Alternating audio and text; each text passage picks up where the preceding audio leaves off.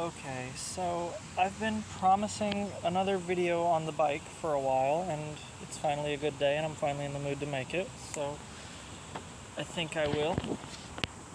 I'm out on the trail right now on a bike path and just relaxing next to like some really cool water. It's a pretty cool place. And so yeah, the bike. It goes pretty good. I've got a few complaints since I built it. It's still technically not finished. But yeah, I don't know, I'm a little awkward right now. Alright. Okay, so this is it right now, the way I've been riding it. You've seen it. And it goes great. Damn thing flies really fucking fast. So the top speed is about 50 miles an hour. I think I can get more out of it if I tweak a few things, but I don't think that motor, the windings, there's too much power backfeeding if I try to get more speed out of it. It's just not gonna be good for anything. It's really not good for this frame and this motor to be going as fast as I do.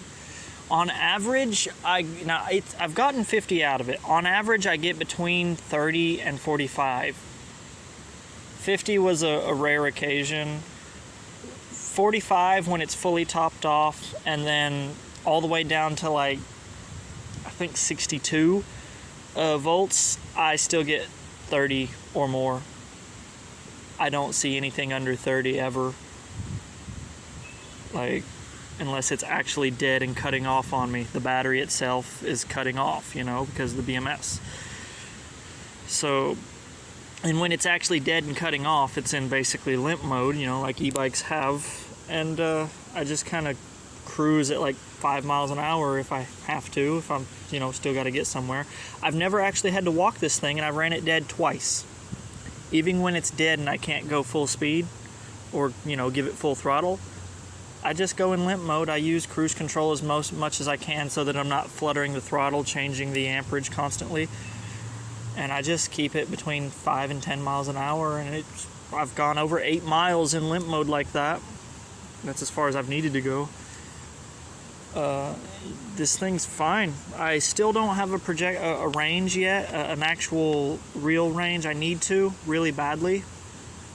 I'm still thinking it's somewhere, real world range is somewhere around 55 miles. And that sounds about right. I kind of did a general estimate for like where all I go most often, there and back kind of trips. Sounds about right, but I need to actually like confirm it. Like theoretically the numbers, this thing would get 72 mile range, but that's in numbers alone, you know, because it's a 72 volt battery. That's if you're going by the lowest voltage, that, you know, what this is called a 72 volt battery, but batteries are weird. It's not actually a 72 volt battery, if any of you know what I mean. Like, it charges to 84 point something, it discharges down to 60 something. Like, it's semantics. Batteries are weird like that. But so yeah, if I use the number for the voltage 72 and I do the math and everything with the amount of speed this thing can get on average that I travel, which is, you know, between 35 and 45, let's just say 45 and everything. I don't know, I did the numbers a while back and it came out to be, with the numbers, 72 mile range. That's a theoretical kind of bullshit number, basically. Anyone who works on e-bikes can tell you, you can crunch the numbers all you want, that's never going to be the right number. It's too many variables in real world. And I'm running a 26-inch tire on the rear, which I would like to be running a taller tire. Like, this frame is a 27.5, you know, so I'd like to be running that. But I don't have a strong enough rim. The rim that came on this, also those spokes won't fit the other rim, or I would have. But the rim that came on this, I believe, is double walled, the rear rim, the original one. But I don't think the spokes are long enough. I have to order new custom spokes if I want to put the taller rim on this motor. Otherwise, I mean, I believe I'm on my last leg of this motor, and I bought this a year ago or so, and now the same company, the Vala whatever, you've all heard of it, Valamart or Walmart, I don't know. They're coming, they've got now a higher wattage one that's factory higher wattage, like 1,000 watts or 1,500 watts. they've got them that can handle the higher wattage now from the factory. This one was their 500 continuous 750 max, and I'm running it on that 1500 watts continuous, 2800 watts max, kind of double its original factory what it's called for. So it'd be nice to upgrade the motor eventually and just kind of leave this one alone, just get the upgraded one in the 27 or 29, because I do plan on making a better swing arm for this. I want to keep building this, and just kind of basically in the end, just all I have left is that main frame. That's why I bought this. It's just a cheapo bike, but I bought it because it's steel and it has a swing arm attachment. It's pretty much the only reason I bought it, is to upgrade slowly as I can. Change out the forks to the double crown triple tree set, fat bike front end, so I can put a wide tire on there. I only really want to just put a 3-inch. I don't need it too wide. And I want to keep a tall tire on the front, makes it smoother ride. And then on the rear, I kind of want to keep a slightly smaller tire, so I'm probably going to switch the front to a 29 and then keep the rear at a 27.5, or change the rear to a 27.5. I don't know, I like the stance with a slightly smaller tire on the rear. Looks kind of neat. But yeah, I want to change out the swing arm. Eventually I want to be able to put the battery in there when I build the hard case for it, and have the suspension on the rear. Simple stuff to do, it's just money. I've been broke lately. Simple stuff for me anyways. Just gotta go to the hardware store, get some tubing. Well, I think I might want to use box section. It'll be a little safer. Yeah, it'll be a little safer. I'll probably use box section for the rear swing arm. I think it'll be a little safer anyways. And then, yeah, switch this out to a slightly taller tire, probably again a fat style 3-inch. Just, for my riding style, I lean a lot. I need the wider tire with a thicker sidewall, because that's one of the complaints I needed to go over. I have had 2 or 3 blowouts. 2 of them while riding. One of them, I just went to go get on the bike and noticed it had a flat. Just something I ran over, was a slow leak. And this is the original tire that I changed. So ages ago, when I had the first flat, was the slow one that I went to go get on it, noticed it was flat. That's this tire. I took it off and just went ahead and put a brand new tire on it. This is the used original, this is an actual e-bike tire. So when I took it off months ago, I put a brand new regular mountain bike tire on it and tube. Had been riding it for several months, and about a month ago, About a month ago, it didn't blow. That was it. It wore down to the bands, the little, I forget what they're called, those little bands you can see that go around in there. They're sticking out, kind of yellowish looking, whitish looking. It wore down to those, so it was too risky. So I changed it and put another brand new mountain bike tire on it that I had, and went ahead and swapped out for a better tube. And then I went on a run, kind of in a hurry kind of run, so I was riding it like the devil, leaning hard into the turns and everything. And it was a heat wave we had a few days ago, so it was like 90 degrees, or actually that day it was like 101 degrees out, is what the Google said. And so I was riding it pretty hard in the peak of the heat and stuff, and I could not for the life of me find a puncture hole. So it seems like just hot pavement, soft rubber. I've melted the tube somewhere and got a hole in it.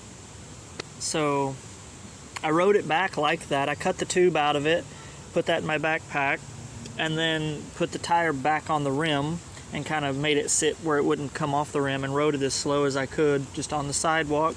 Rode it back, as careful as I could. This is a pretty sturdy rim. Rim's fine. I've done this before with weaker rims, so I knew this rim would hold up as long as you're careful and don't hit any bumps, get off and walk it if it's a rough terrain, all that stuff. The rubber, I sacrificed a tire basically. That tire was brand new, but because it was folding over and the sidewalls were protecting the rim basically, I weakened the sidewalls because it was, smashed flat. All the way around it, the sidewalls were paper thin by the time I got home, and that was about a 5-mile ride. So luckily that saved the rim, sacrificed a brand new tire, and now I'm back. I've cleaned this one. This is the original e-bike tire that just, I changed it because I felt like it. It really didn't need change. It's just getting bald. It's not bald yet. So now I'm back on this one. Got to get good tires. That's my complaint, is the way I ride, I need good tires and tubes, preferably tubeless, and I need to start putting sealant in these tires. That one, the tread has not gone down a bit, and it's still like new. There's no weight on the front on this thing. The battery's here, and I ride leaned back pretty good. I mean, that's just a good, for a cheap bike, it came with good tires. I wish I could fit that tire on the rear of here, the other one that I have of that, but alas, I can't. It's too big. This rim's too small. But yeah, so that's my major complaint, is I've gone through tires and tubes, and so yeah, still haven't had to spend a penny on tires and tubes. I just have used stuff laying around extra. I have one more brand new inner tube. I've been avoiding opening it, keep putting used inner tubes in it, good ones that I swap out when I think I need a better one, just in case. And now I'm down to my last kind of sketchy inner tube that it had some spots in it that didn't look like holes, but they looked like it had been rubbed the wrong way. We'll see how long that lasts me, and then I'll have to use my brand new one. And then I'll have to get new parts, brand new tubes and tires. It needs it. Needs a whole new rear end, and still got a lot of work to do on it. My gauge cluster I built is holding up pretty good. It's strong. I've still got to get the 90-degree bend so that nothing's sticking out here. This is the second cable I've gotten for it. The original one broke. I smacked it with my backpack. I was taking my backpack off and doing something with it up on the dash, and I smacked the cord and broke it. But yeah, still don't have the little thing that extends out and has a little secondary handlebar to mount my tablet and my phone. But I'll get that eventually. The temporary tape's holding up pretty good. And to change this tire is not that hard.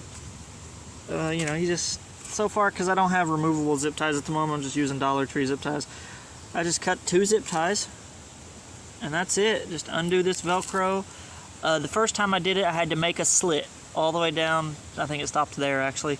I made a slit so that I could undo this, tuck it under there, and go like that. And that works pretty good. Just unscrew the main thick wires, the life of me, I can't remember the name. Phase wires, the main phase wires, and then just unplug the Hall sensor. And then it just comes right out of there. When I make the case for it, the hard case, it'll actually just, this whole thing will just come undone or unhinge or something. Either way, but this isn't too bad. I just replace this piece of tape every time I change the tire. It's all wrinkly. It never turned out smooth, so I'm okay with it looking janky. It's just semi-waterproof protection, and to make it kind of hide the wiring so people can't just reach in there and snip anything or do anything. It's better than nothing.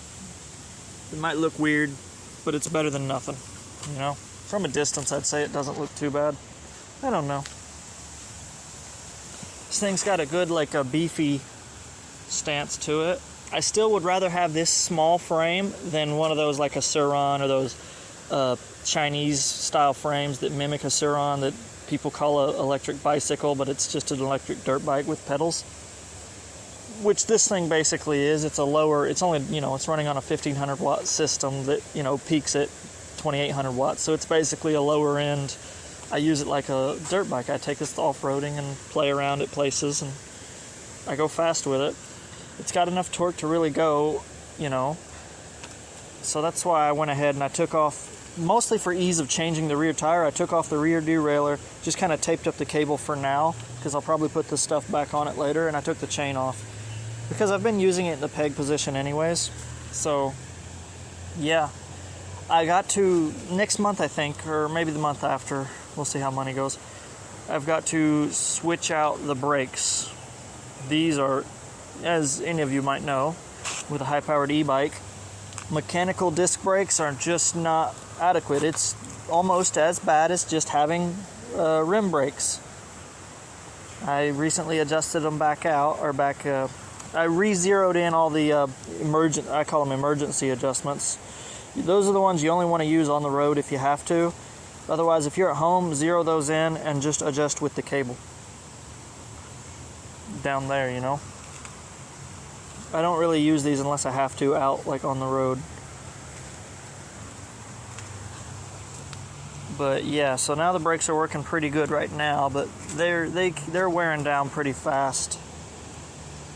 This, you know, as I predicted, bungee cord gets worn out, especially cheap, relatively quickly. So I get this happening when I hit off-road bumps, or